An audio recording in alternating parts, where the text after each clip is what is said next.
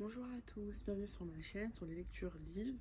Donc on se retrouve pour une nouvelle vidéo aujourd'hui dans laquelle je vais vous partager euh, une de mes lectures. C'est une lecture que j'ai beaucoup appréciée, que j'ai beaucoup aimée et j'aimerais beaucoup partager ce livre avec vous et vous faire découvrir cette autrice. Donc le livre que je vais vous présenter aujourd'hui c'est Afropéa, Utopie post-occidentale et post-raciste de Leonora Miano. Alors brièvement, qui est Lénore Miano? Donc c'est une autrice d'origine camerounaise, c'est une femme. Elle écrit voilà, des livres, elle fait des pièces de théâtre. Elle a remporté le prix Goncourt en 2006, elle a remporté le prix Femina. Euh, Moi, je l'ai découverte en 2023. J'ai assisté à une pièce de théâtre, La Foufou Not So In Love ces jours-ci, dans laquelle elle aborde un peu les relations hommes-femmes en Afrique dans un contexte marqué par le patriarcat. Donc, dans cette pièce de théâtre, elle parle de l'excision, de la polygamie, de la monogamie, etc. Et moi, c'est une pièce que j'avais beaucoup aimée parce que j'ai pu me reconnaître dans cette pièce de théâtre, la pression qui est faite aux femmes noires d'accepter parfois des relations amoureuses, sentimentales qui ne profitent pas vraiment. Et quand j'ai vu cette pièce, j'ai été conquise par son talent. Du coup, j'ai décidé de lire des ouvrages d'elle. Donc, j'ai lu Afropéa. Et c'est ce livre que je vais vous partager parce qu'il m'a beaucoup marqué. Je l'ai trouvé très vrai, très poignant et très d'actualité. Au sein de Afropéa, Leonora Miano s'intéresse sur la construction identitaire et politique des Afropéens, des Afro-descendants. Donc, Afropéen, qu'est-ce que ça veut dire? C'est quand vous êtes né, vous avez grandi en Europe, la plupart de votre vie, et c'est un peu un jeu de mots, c'est la contraction entre Afro qui renvoie à Afrique, Afro-descendant, et Péen qui renvoie à Europe, Européen. Donc, c'est un peu ça la définition d'Afropéa. Et c'est un livre vraiment qui s'adresse à toutes les personnes qui sont nées et qui ont grandi en Europe. Ça peut être en France ou aux Pays-Bas, en Allemagne, etc. Là, là où il y a une présence noire et voilà, qui cherche un peu à comprendre comment on se construit politiquement et qui s'adresse à ceux voilà, dont les parents ont quitté l'Afrique pour venir se chercher entre guillemets en Bengue, en Europe. Et elle analyse un peu nos trajectoires de vie, comment on se construit par exemple en France, dans une société qui est marquée par l'esclavage, par le colonialisme, et une société qui nous rejette. C'est-à-dire qu'aujourd'hui en France, bah oui, il y a du racisme qui est présent dans la société française, et c'est une société qui rejette les personnes qui n'ont pas la couleur de peau blanche, qui n'ont pas la bonne couleur de peau. Et lorsque vous êtes africain, c'est très difficile de s'élever socialement, d'avoir accès aux postes, d'être respecté, même en tant qu'individu. Et si vous voulez, c'est un peu la leitmotiv du livre, c'est de comprendre comment nous, on se construit, comment nous, on nous perçoit dans la société française et comment aussi on nous perçoit en Afrique, dans le pays d'origine de nos parents. Donc c'est à toutes ces questions que Léonora Miano tente de répondre dans un essai passionnant de 200 pages. On va dérouler un peu son argumentaire, on va le critiquer et on va voir si elle a raison ou si elle n'a pas raison. Bien évidemment, il faut être nuancé, c'est pas tout blanc, tout noir.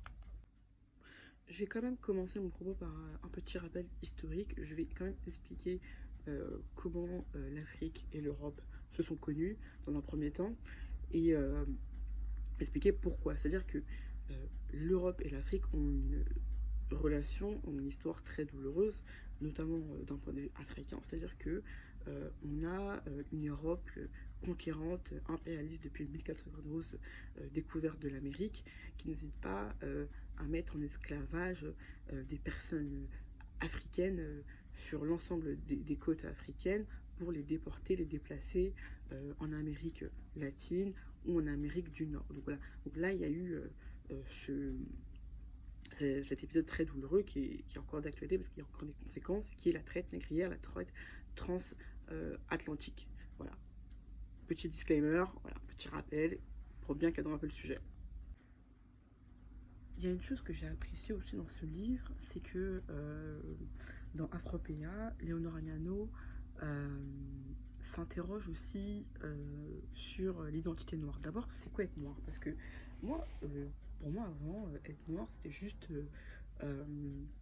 des traits physiques, une génétique. Mais non, être noir, c'est pas ça. Être noir, c'est avant tout une condition sociale, c'est une construction politique, historique, sociologique. C'est-à-dire que on vous attribue un passé, on vous attribue une position de subalterne dans la société mondiale, et vous devez l'accepter.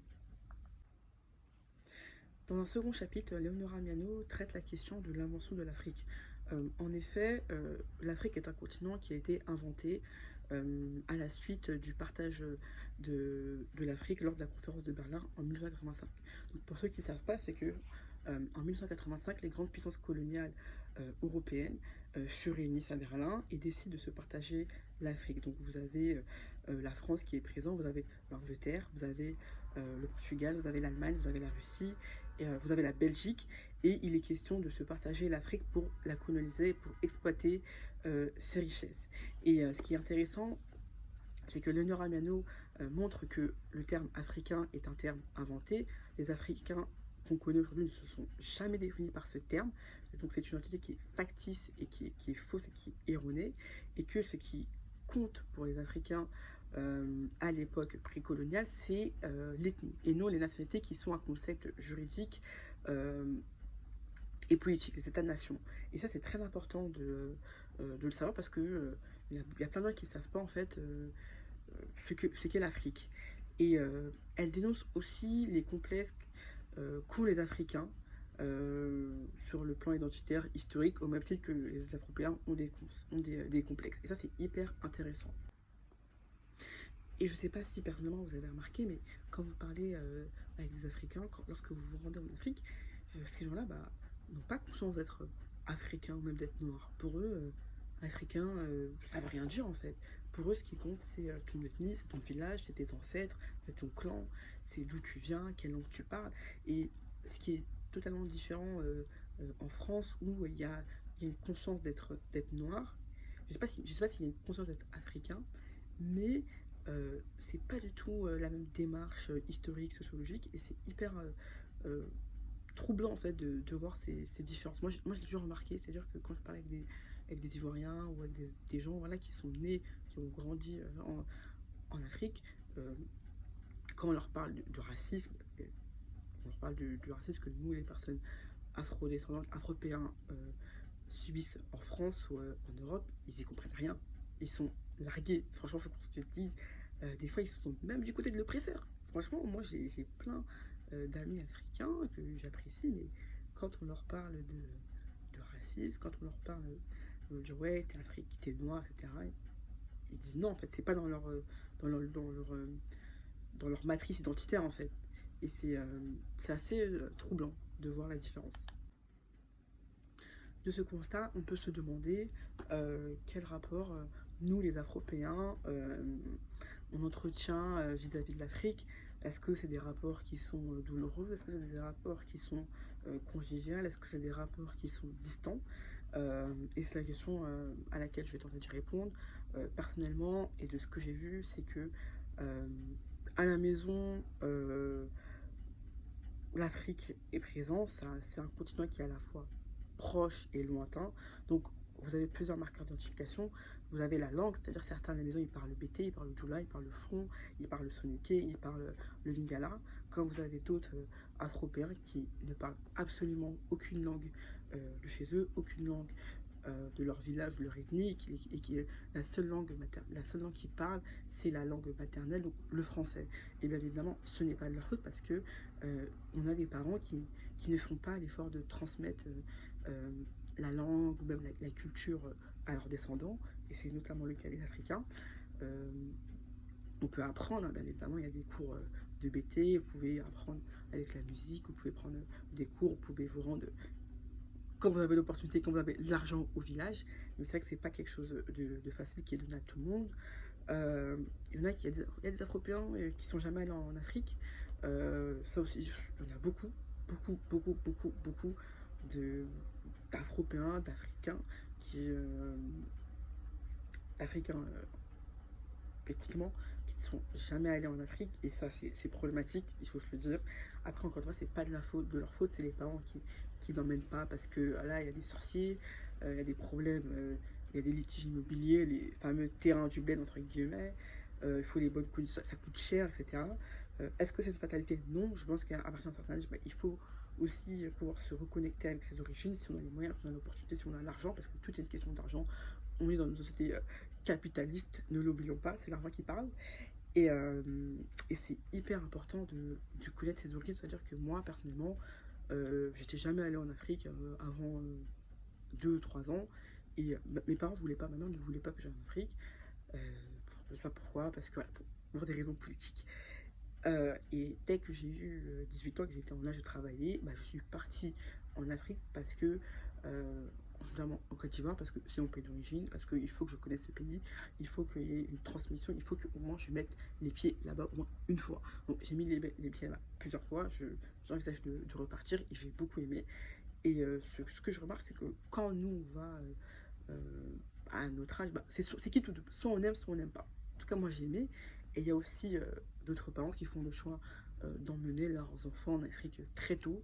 Et ils ont totalement raison, je suis totalement d'accord avec eux parce que c'est leur pays, c'est leur identité. Et même si on est présent euh, en France, euh, nos ancêtres ne viennent pas d'ici en fait. Et c'est hyper important de savoir d'où on vient, de pouvoir se reconnecter euh, avec son pays d'origine. Ce qui nous rapproche aussi de l'Afrique, c'est aussi la cuisine. C'est-à-dire quand votre mère ou votre père, mais bon, très souvent sa maman, qui fait, je sais pas, des plats du pays, ça peut être de la chicken, ça peut être de la sauce grave, ça peut être du foutou, ça peut être du sakasaka, ça peut être du chep, ça peut être, je sais pas. En tout cas, voilà, ce que vous mangez, ce qu'on mange en Afrique, pardon. Et ça peut être aussi la musique. La musique, c'est un gros vecteur d'identification quand vous écoutez du décalé, du dombolo, etc. Vous dansez. Euh, c'est en ces termes en fait que la culture africaine, du moins les cultures africaines, perdurent chez euh, les Afropéens, les Afro-descendants. Mais je remarque qu'il y a beaucoup quand même de complexes parce que voilà, moi j'ai entendu quand même des choses très difficiles de la part de personnes qui n'avaient jamais mis les pieds en Afrique. Bon, voilà, je ne citerai pas, je ne raconterai pas. Je peux comprendre, mais je suis pas d'accord. Voilà, ça je préfère le dire directement. Toutefois, depuis quelque temps, on observe que de plus en plus d'Afropéens décident de s'installer en Afrique, décident de retourner vivre en Afrique, de faire du commerce, de créer de l'emploi, ouais, des fois juste de faire 3 mois, 6 mois en Afrique parce qu'ils en ont un peu marre du quotidien parisien, français qui est métro, boulot, dodo. Donc on les appelle les répates. Euh, Ils essayent voilà, de découvrir leurs origines, le pays de leurs parents. Ça passe ou ça casse, c'est-à-dire qu'il y en a qui vont réussir à trouver un emploi, qui vont réussir à s'intégrer à la société de leurs parents, qui vont s'adapter, qui vont s'assimiler, et t'en as d'autres qui vont au contraire échouer, qui vont pas réussir à trouver un emploi, qui vont pas réussir euh, à s'accorder avec les mœurs et pratiques sociales en vigueur et qui vont rentrer en Afrique. En fait, c'est à double tranchant. Et si vous voulez, ces répates qui sont français, hein, quand il y a des Africains natifs qui sont peut-être avec ces gens-là, avec nous les Afropéens, on nous appelle les Blancs, on nous appelle les Européens, parce on a parfois les mêmes réflexes que que les petits Français qui vivent entre eux, je sais pas moi, à Cocody ou je ne sais où, qui ont des réflexes de colons. Donc voilà, et puis il y a aussi euh, ce petit complexe de supériorité, c'est-à-dire qu'on a des Afropéens qui pensent qu'ils vont sauver l'Afrique. Ça, il faut qu'on se dise, il faut qu'on soit honnête. Euh, on a déjà tenu ce genre de propos, on a déjà entendu parler de ce genre de discours, on pense on va apporter de la fraîcheur, on va apporter des nouvelles manières de faire en Afrique. Oui, c'est vrai, c'est le cas, mais je pense que, vous savez, les problèmes en Afrique francophone, qui sont des problèmes structurels, je pense qu'une personne ne peut pas changer le système. Il y a des Africains natifs qui ont essayé, ils ont échoué. Je ne pense pas que nous qui habitons à Paris en banlieue, on va pouvoir changer les choses, même si on désire changer les choses, et c'est bien qu'on désire. Mais c'est vrai que lorsqu'on parle entre nous voilà, de ces répates, il y a quand même beaucoup d'arrogance, il y a un manque d'humilité, et ça c'est quelque chose qui nous a été reproché par les Africains natifs. Et je tiens aussi à rappeler qu'il y a aussi une concurrence, il y a aussi une lutte des classes, hein, parce que parfois on est plus diplômé qu'eux, on parle plus de langues étrangères qu'eux, donc voilà, la, notre arrivée n'est pas forcément bien vue des locaux. Et ce qui peut être surprenant, mais absolument pas en fait, parce que on peut, on peut leur prendre leurs opportunités, on peut faire augmenter le coût de la vie, le loyer, et ainsi de suite. Donc je comprends parfaitement ces critiques. Léonard Amiano aussi critique également le fait que oui, c'est vrai que parmi nous, il y a des Afropéens qui se sont plus proches des Afro-Américains plutôt que les Africains natifs. C'est-à-dire que c'est vrai que beaucoup d'entre nous, à un moment donné, bah, on a eu une fascination pour la lutte afro-américaine, pour la culture afro-américaine, pour les militants afro-américains, alors que ces derniers ont plusieurs fois montré qu'ils ne connaissaient pas du tout l'Afrique, qu'ils avaient un mépris pour les Africains et qu'ils pensaient qu'ils étaient les seuls à détenir le monopole de la couleur de peau noire. Et je suis totalement d'accord avec elle parce que j'ai fait partie de ces gens-là, je connais plusieurs personnes qui ont fait partie de ces gens-là, et il y a même une phrase d'un historien africain que j'aime beaucoup, je fais une dédicace qui dit que les Afropéens se sont plus proches de Baltimore plutôt que de Mindouli. Et il a raison, parce que ce n'est absolument pas normal d'être autant déraciné comme cela. Après, ça peut s'expliquer parce que euh, il y a un soft power américain puis afro-américain avec les stars, le rap, la télé-réalité, le divertissement. Euh, et il y a aussi peut-être une proximité géographique, donc se sent un peu plus proche des Afro-Américains que d'un Sahélien ou que d'un Camerounais natif qui vit au Cameroun, parce que euh, on est une minorité en France. Pareil pour les Afro-Américains qui sont minoritaires. Euh, il y a un passé esclavagiste en France, il y a un passé esclavagiste. Dans un contexte de mondialisation, euh, Léonard Amiano plaide pour un pana-afropéanisme. C'est une idée assez grande, un peu folle, pardonnez-moi l'expression. C'est-à-dire que elle appelle tous les Afropéens d'Europe à se fédérer, à se réunir, à se constituer en groupes identitaires, en groupes sociaux, euh, voilà, à se réunir sur les réseaux sociaux, à s'organiser, à s'auto-organiser pour lutter contre le racisme. Et elle me dit que avec l'espace Schengen, c'est vrai que moi qui suis en France, je suis à la portée de Noirs qui sont à Amsterdam, en Allemagne, à Berlin, je ne sais où, ou même en Espagne, et qu'on peut se réunir pour faire changer les choses, pour faire émerger euh, des nouvelles pratiques culturelles, on peut s'organiser en groupement politique pour mettre fin au racisme. Je trouve que cette idée de pana-afropéanisme et panafropéa, c'est comme une idée assez originale. C'est-à-dire que voilà, enfin, tous les Noirs d'Europe n'ont pas du tout les mêmes réalités, bien qu'ils subissent le racisme dans les sociétés qui les hébergent. Euh, il y a la barrière de la langue, c'est-à-dire que toi tu parles espagnol, moi je parle français, lui il parle allemand, et ainsi de suite. Donc c'est joli sur le papier, mais je pense qu'en théorie, ça peut être difficile à mettre en pratique. De même qu'aujourd'hui, bah, pour beaucoup d'Afro-Européens, d'Afro-descendants, d'Africains, etc., vaincre le racisme, sans s'inscrire dans une lutte anti-racisme, c'est pas une nécessité pour eux, c'est pas une question urgente. Aujourd'hui, il y a beaucoup d'Afropéens, vous leur parlez d'antiracisme, ils s'en foutent. Voilà, ce qu'ils veulent, c'est pas révolutionner, c'est pas renverser la table, c'est pas changer la donne, au contraire, c'est aspirer à avoir une vie normale, une vie décente, à avoir une position sociale acceptable. Donc c'est quand même une très belle idée sur le papier, mais en théorie, c'est une idée qui est difficile. On est aussi très présent dans les sphères de pouvoir, dans les sphères politiques, dans les sphères de pouvoir économique, culturel. Donc parler d'Afropéa, c'est quand même excessif, voilà, je trouve, aujourd'hui, en 2024. Cette vidéo est maintenant, dès à présent, terminée. J'espère qu'elle vous aura plu. Donc je vous repartage le livre Afropéa, Utopie post-occidentale et post-raciste de Léonard Miano aux éditions Grasset. Donc n'hésitez pas à me faire des retours sur la vidéo ou même sur le contenu du livre ou même sur ce que je dis sur les personnes afro-descendantes, afro-péennes. Partagez un peu votre récit, votre rapport avec l'Afrique et aux autres noirs. Et je vous fais de gros bisous et merci beaucoup d'avoir assisté à ma vidéo.